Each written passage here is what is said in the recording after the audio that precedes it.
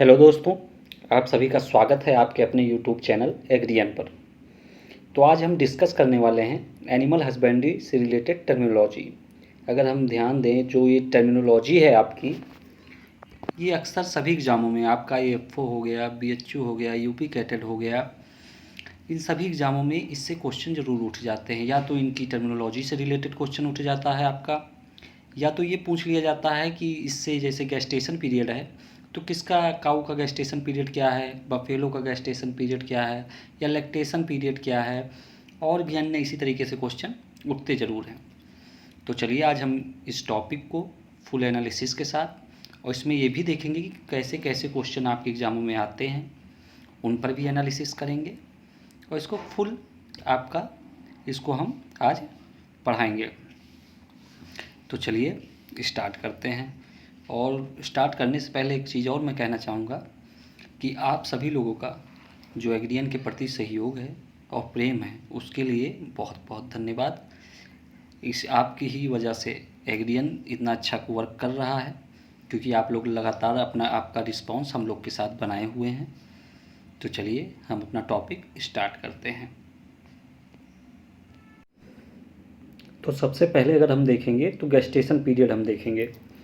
तो gestation period क्या होता है, अक्सर एग्जामों में पूछ लिया जाता है गेस्टेशन पीरियड क्या होता है। तो क्या है डेफिनेशन इसकी? This is the time frame between conception date and the birth date. तो पहले हम ये जानते हैं कंसेप्शन डेट क्या होती है। तो जब मेल और फीमेल गैमेट्स होते हैं, जब इनका यूनियन हो जाता है, जब इनका यूनियन हो जाता है तो उसको हम क्या कहते हैं? कॉन्सेप्शन। तो मतलब जिस दिन से कॉन्सेप्शन हो जाता है और जब आपकी जो एनिमल है, मान लीजिए काऊ है, बफेलो है, ये क्या करती है? ये बर्थ दे देती है बच्चे को। तो वो जो इसके बीच का पीरियड होता है उसको हम क्या कहते हैं? उसको हम कहते हैं गेस्टेशन पीरियड। अब ये डिफरेंट डिफरेंट एनिमल के डिफरेंट डिफरेंट होते हैं। आपके जैसे काऊ है, काऊ का क्या होता है? 285 डेज प्लस और -5 हो सकता है। मान लीजिए क्वेश्चन कहीं आता है तो हो सकता है कि वो प्लस और -5 में आपको दे दे 283 दे दे 280 दे दे या 287 भी दे सकता है। सेकंड क्या है? बफेलो।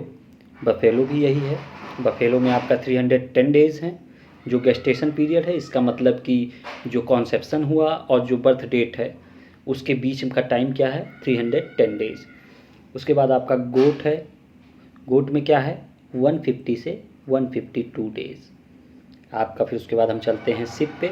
सिप पे एवरेज देखा जाए तो 147 डे है, लेकिन अगर कहीं ऑप्शन नहीं है ये 147 डे तो 146 से 152 के बीच में भी अगर कोई ऑप्शन है तो उसको भी आप सही कर सकते हैं। और ये पूछा जाता है अक्सर एग्जामों में, तो इस पर ध्यान जरूर दीजिएगा।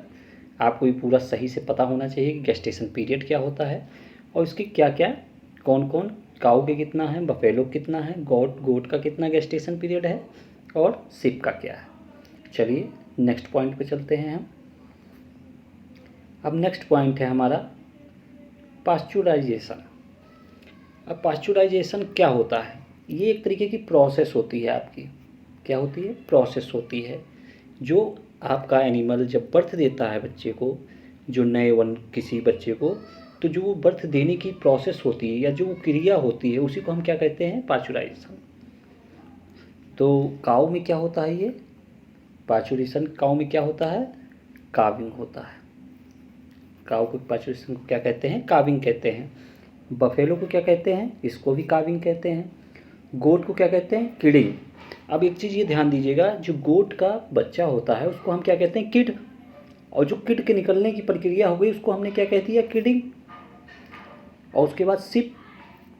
सिप का जो बच्चा होता है उसको हम क्या कहते हैं? लैम्प। और जो उसके बच्चे के निकलने की प्रोसेस हो गई उसको हम क्या कह दे रहे हैं? लैम्बिंग। ओके। और जो ये पिग है, ये पिग का जो है क्वेश्चन आया है, ये आपका जो 2020 का एग्ज़ाम हुआ था एफओ में, उसमें पूछा गया था कि पास्चुराइजेशन जो प्रोसेस होती है पिग की, उसे क्या कहते हैं? उसको क्या कहा जाता है? तो फरोइंग कहा जाता है। जो पिग बर्थ देता है न्यू वन को उसको हम क्या कहते हैं? फरोइंग कहते हैं। इसको याद रखिएगा। तो ये भी आपके पॉइंट सब इम्पॉर्टेंट है। तो चलिए नेक्स्ट पॉइंट पे चलते हैं। अब हमारा है लैक्टेशन पीरियड। बहुत इंपॉर्टेंट पॉइंट है। लैक्टेशन पीरियड क्या होता है? तो ये एक टाइम होता है। क्या होता है? दिस इंडिकेट्स द ड्यूरेशन और टाइम। ये एक टाइम होता है और ड्यूरेशन होता है जब the female animal produces the milk after giving birth. तो जो आपकी फीमेल एनिमल होती है, मिल्क तो आप जानते ही हैं, मिल्क तो आपकी फीमेल ही देगी। तो जो फीमेल होती है, जो फीमेल एनिमल होती है आपकी, जो बर्थ देने के बाद जब वो बच्चा दे देती है आपकी, उसके बाद जो उसका पीरियड होता है, टाइम पीरियड, दूध देने का समय, वो कब तक प्रॉपर दूध दे रही है, वही आपका क्या हो जाता है? Lactation period. मतलब बर्थ के बाद से जो वो दूध देती चली जाएगी लगातार, जब तक वो दूध दे रही है, तो उसको हम क्या कहेंगे? Lactation period. अब अगर आप काऊ का देखें तो काऊ का जो एवरेज लैक्टेशन पीरियड होता है वो क्या होता है? 305 डेज। और बफेलो का 310 डेज होता है एवरेज। अगर पूछ लिया जाए कि काऊ का लैक्टेशन पीरियड क्या है? 305 डेज। बफेलो का लैक्टेशन पीरियड क्या है? 310 डेज। अगर यही आपसे गोट का पूछ लिया जाए तो गोट का जो होता है 8 से 10 मंथ होता है। आप इसको डे में भी कर सकते हैं। हो सकता है कि वहाँ ऑप्शन जो हो 8 से 10 मंथ के बीच वाला है, तो आप उसको कीजिएगा हो। और अगर ये नहीं आता है तो 250 डेज, अगर 20 to 50 डेज है तो ये भी आपका परफेक्ट आंसर है। आप उस पर जाके क्लिक कीजिए, ये राइट होगा आपका। और सिप में भी वही है, 8 to 10 मंथ्स और 250 डेज। ओके, तो लैक्टेशन पीरियड मैंने क्या बताया आपको? जो बर्थ देने के बाद एनिमल जो मिल्क प्रोड्यूस करता है, वो कब तक प्रोड्यूस करता है? सेकंड जो उसका पाचुरेशन होना है, जो सेकंड बर्थ देना है उससे पहले तक, या ड्राई पीरियड से पहले तक जो वो दूध देता है, इसके बीच में जो पीरियड होता है वो लैक्टेशन पीरियड होता है। चलिए नेक्स्ट पॉइंट पे चलते हैं। अब नेक्स्ट पॉइंट है हमारा ड्राई पीरियड। ड्राई पीरियड क्या होता है? अपने आप में ही ड्राई पीरियड बोल रहा है, ड्राई, सूखा, मतलब कुछ नहीं होगा उस समय, सूखा होगा। तो पढ़ते हैं, चलिए डेफिनेशन क्या है इसकी। दिस इज अ पीरियड, ये एक पीरियड है आफ्टर लैक्टेशन। अभी मैंने आपको बताया लैक्टेशन पीरियड के बाद की ये है। क्या है? लैक्टेशन पीरियड के बाद आता है ड्राई पीरियड, जब दूध देना बंद कर देता है। During which animal doesn't produce any milk. मैंने आपको बताया कि जिस पर जो जानवर होता है कोई दूध या कोई प्रोड्यूस नहीं करता मिल्क का, तो ड्राई पीरियड होता है। तो अक्सर लैक्टेशन पीरियड के बाद ड्राई पीरियड आता है, जिसमें ड्राई पीरियड आता है आपका। अब हम देखते हैं काऊ का ड्राई पीरियड क्या है। तो जो काऊ का ड्राई पीरियड है वो 60 to 90 डेज है। एक चीज़ और आप जानिएगा, जो आपकी अच्छी वैराइटीज़ होंगी, जो आपकी अच्छी ब्रीड्स होंगी, या फॉरेन ब्रीड होंगी, या आपकी ये क्रॉस ब्रीड होंगी, तो उनमें मेनली जो होता है आपका 60 डे देखा जाता है कि उनका ड्राई पीरियड होता है। इसमें भी आपकी जो ये आपकी जो और जो होंगी देसी ब्रीड हो गई, इनका 90 डेज माना जाता है।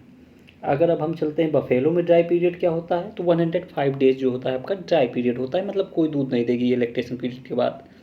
अब गोट का देखा जाए और सिप का सेम है, 45 to 50 डेज और 45 to 50 डेज। एक चीज़ ध्यान दीजिएगा, आपको ये बिल्कुल रटा होना चाहिए। जैसे मैं बता रहा हूँ आपको कि ये ड्राई पीरियड क्या होता है और ये किस किस में क्या होता है, जैसे काऊ में ड्राई पीरियड क्या है, बफेलो में क्या है, तो इससे क्वेश्चन ज़रूर उठते हैं। तो ये आप ज़रूर याद कीजिएगा, क्योंकि जो हम आपको पॉइंट्स दे रहे हैं वो सब पॉइंट्स बहुत इंपॉर्टेंट हैं।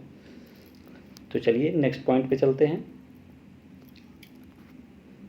अब हम जो पढ़ेंगे आपका काविंग इंटरवल, या इसी को हम क्या कहते हैं? इंटर काल्विंग कहते हैं कहीं कहीं, या हम कहते हैं काल्विंग इंटरवल या तो इंटर काल्विंग।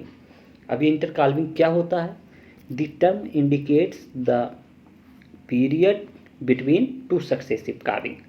तो जो दो काविंग होती, काविंग क्या होता है? बच्चे देने की प्रोसेस। अभी मैंने आपको बताया आगे कि जो बच्चे देने की प्रोसेस होती है उसी को किस में, आपके काऊ में और बफेलो में जो बच्चे देने की प्रोसेस होती है उसे क्या कहते हैं? काविंग कहते हैं। तो जो काविंग प्रोसेस होती है, तो जो दो काविंग के बीच का समय होता है उसे हम क्या कहते हैं? Calving interval. चलिए अब हम देखते हैं काविंग इंटरवल क्या बेस्ट होता है। अगर काऊ का हम बात करें तो काऊ का अगर 12 मंथ है, 12 मंथ में वो दूसरा बच्चा दे देता है, या दो जो काविंग है उसके बीच का समय 12 मंथ है, तो वो बेस्ट है।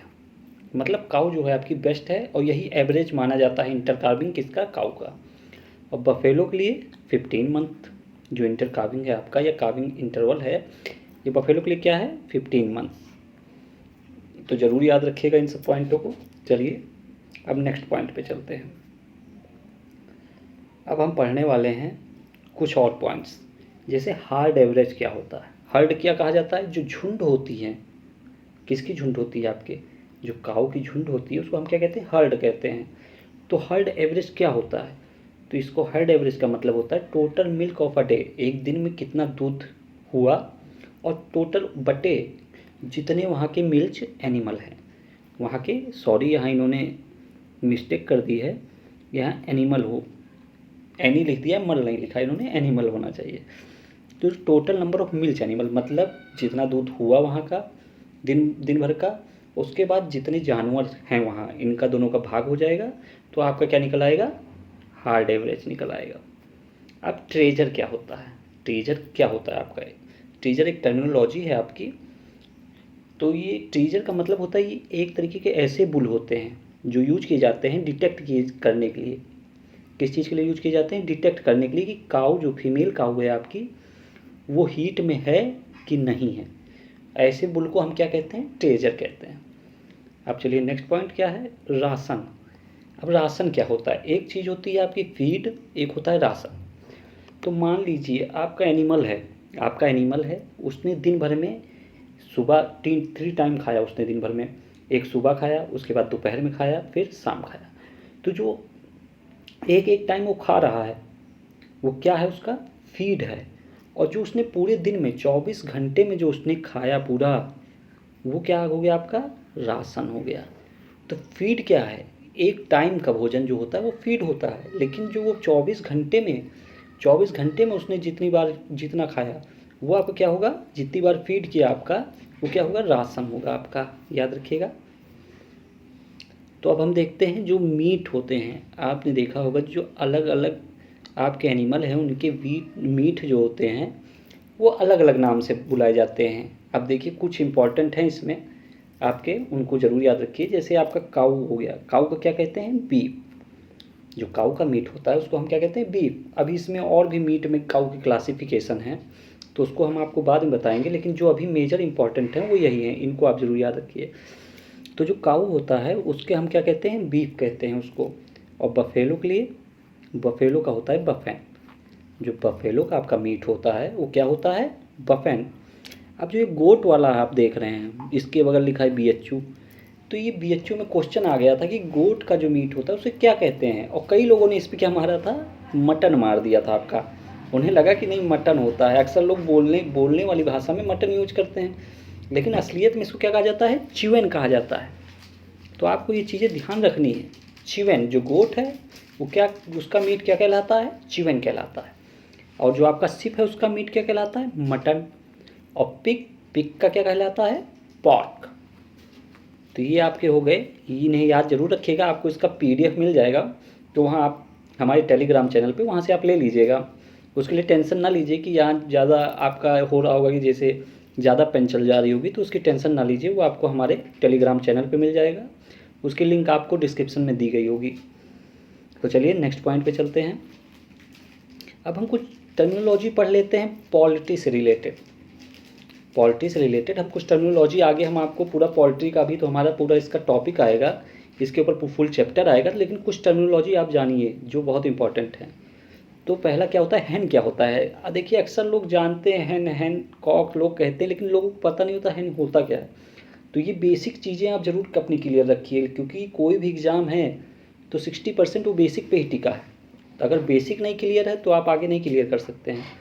तो बेसिक आप जानने के लिए, तो चलिए, तो हैन क्या होता है, तो आपकी जो मैच्योर फीमेल होती है, जो आपकी मैच्योर फीमेल होती है वो कितनी होगी, 21 वीक से ज़्यादा एज की होगी। कितनी होगी, 21 वीक से ज़्यादा एज की जो मैच्योर्ड फीमेल होगी उसे हम क्या कहेंगे, हैन। अब कॉक क्या होता है, कॉक जो होता है आपका मैच्योर्ड फीमेल की जगह इसको कर दीजिए मेल, वो फीमेल था क्या हो गया हैन, कॉक क्या हो गया मैच्योर्ड मेल, वो भी कितने से, 21 वीक से जो ज़्यादा होता है, जिसकी एज जो होती है 21 वीक से ज़्यादा एज होती है और वो मैच्योर्ड मेल होता है, उसको हम कॉक कहते हैं।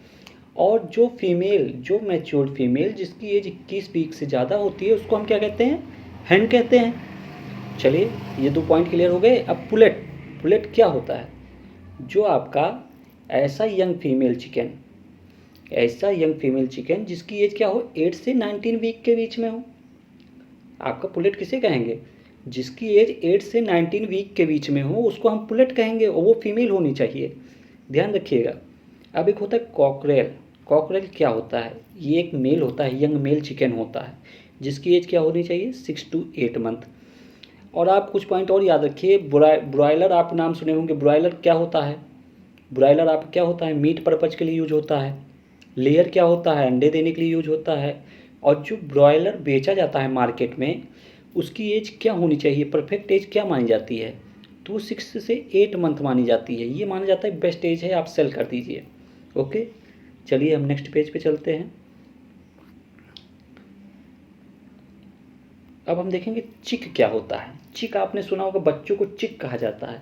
तो कैसे बच्चे जिनको हम चिक कहेंगे? तो ऐसे, चाहे वो मेल हो चाहे वो फीमेल हो, लेकिन उनकी एज क्या होनी चाहिए? 5 वीक से कम होनी चाहिए। तो उनको हम क्या कह देंगे? उनको हम कह देंगे चिक हैं ये। अब चलिए सेकंड क्या है? मोल्टिंग। मोल्टिंग क्या होता है आपका? मोल्टिंग क्या होता है? मोल्टिंग एक प्रोसेस होती है आपकी, जिसके अंतर्गत जो आपका ये हैन होता है या पोल्ट्री के जो वो होते हैं, आपके बर्ड्स होते हैं, वो क्या करते हैं, जो उनके पुराने फैदर्स हैं, मतलब पंख, उनको ये क्या कहते हैं? सेट कर देते हैं, झाड़ देते हैं, गिरा देते हैं आपका। तो उनको हम क्या कहते हैं? मोल्टिंग कहते हैं, मोल्टिंग। अब हम देखते हैं उसके बाद क्या पॉइंट है? कलिंग। कलिंग तो आपने कई जगह सुना होगा, ये आपका काऊ, बफेलो, इन सब में भी कलिंग यूज किया जाता है। तो इसका क्या मतलब होता है? Removing of unwanted birds. अब अनवांटेड बर्ड्स जिनको हमको चाहत नहीं है, जिनके हमको यूज नहीं है, ऐसे बर्डों को हटाना। अब वो कैसी कौन सी बर्ड होंगी? या तो बीमार होंगी, या तो डिजीज़ से होंगी, या तो यूजलेस होंगी, हमारे किसी काम की नहीं होंगी। तो उनको अगर हम हटा देते हैं तो क्या हो जाता है? कलिंग हो जाता है। उसके बाद एक होता है ग्रोवर। आपका ग्रोवर की एज क्या होती है? ग्रोवर की एज होती है, ग्रोवर वो होता है चाहे वो मेल हो चाहे वो फीमेल हो, उसकी एज क्या होनी चाहिए? 9 to 20 वीक्स। तो क्या होगा? आपका ग्रोवर होगा। जब उसकी एज 9 to 20 वीक्स है, वो चाहे मेल है या फीमेल है, तो क्या होगा? ग्रोवर होगा। ग्रोवर इसलिए कहा जाता है 9 to 20 वीक्स में, क्योंकि ये एक स्टेज होती है जो उसकी ग्रोथ का समय होता है, उसके विकास का समय होता है, वृद्धि का समय होता है। क्योंकि ग्रोवर जो आपका आएगा ये लेयर में आएगा। लेयर मतलब अंडे देने वाली। अंडा कब वो देना चालू करेंगी? 21 से 22 जो उसका वीक होगा, उसके बाद वो स्टार्ट करेंगी आपका एग देना। तो ये स्टेज उसकी जो होती है ग्रोथ की स्टेज होती है, इसमें वो डेवलप करता है अपने आप को। उसके बाद वो आगे चलकर क्या कर देता है? वो एग देना चालू कर देता है। तो इसीलिए इसको ग्रोवर कहा गया है। ऐसे ही और भी बहुत से पॉइंट हैं आपके जो इसमें हैं पोल्ट्री में, लेकिन यहाँ हमने मेजर लिया है अभी पॉइंट्स। आगे हम आपको जो अब आएंगे नए टॉपिक वाइज, अभी आपका काऊ आएगा, बफेलो आएंगे, उनके बारे में सिप, गोड, उसके बाद पोल्ट्री आपकी चालू होगी, फिर डिजीज़ भी हम बताएंगे इनके क्या क्या होते हैं, और भी मेजर टॉपिक है। तो आप लगातार एग्रीएन के साथ बने रहिए, आगे आपको मिलता जाएगा। तो आज का हमारा जो ये टॉपिक है ये यहीं ख़त्म होता है। आइए, और उसके बाद आप सभी का बहुत बहुत धन्यवाद हमारा वीडियो देखने के लिए, हमारे साथ सहयोग बनाए रहने के लिए। और भी कोई भी आपको, अगर आपको कोई जानकारी की ज़रूरत होती है, अगर आप चाहते हैं कोई क्वेश्चन से रिलेटेड या कोई और भी जानकारी आपको चाहिए, तो एग्रीएन टीम आपके लिए 24 घंटे अवेलेबल है। आप ये 2 नंबर दिख रहे हैं, आप इन दोनों नंबर में से किसी पर भी आप व्हाट्सअप कर सकते हैं। अगर हमको लगता है कि व्हाट्सअप से नहीं हो पाएगा तो हम आपसे कॉल करके भी बात कर लेंगे। तो आप यहाँ से अपनी क्वेरी क्लियर कर सकते हैं। और भी अगर आपको किसी नए टॉपिक पे नए रिलेटेड वीडियो अगर चाहिए तो उस पर भी हम वीडियो अवेलेबल करा सकते हैं। हो सकता है थोड़ा टाइम लगे, लेकिन वो वीडियो आपको अवेलेबल कराए जाएंगे। और हमारे जो टेलीग्राम चैनल हैं उनको ज़रूर ज्वाइन करें। उनका लिंक हम आपको डिस्क्रिप्शन बॉक्स में भी दे देंगे, नीचे कमेंट में भी होगा, पिन किया होगा, वहाँ से भी आप ज्वाइन हो सकते हैं। वहाँ ज्वाइन हो जाइए आप, क्योंकि वहाँ जो हमारी जो लेटेस्ट अपडेट है हम वहाँ अपडेट कर देते हैं। तो वहाँ आप हमारे साथ इस वजह से लगातार बने रहेंगे, नए अपडेट्स पाते रहेंगे। और एग्रीएन को ज़्यादा से ज़्यादा, हमारे चैनल को बस इतना सहयोग कीजिए हमारे साथ कि ज़्यादा से ज़्यादा शेयर कीजिए और सब्सक्राइब ज़रूर कीजिए हमारे चैनल को। Okay, thank you. फिर हम मिलते हैं नेक्स्ट वीडियो में बहुत जल्द। Bye bye.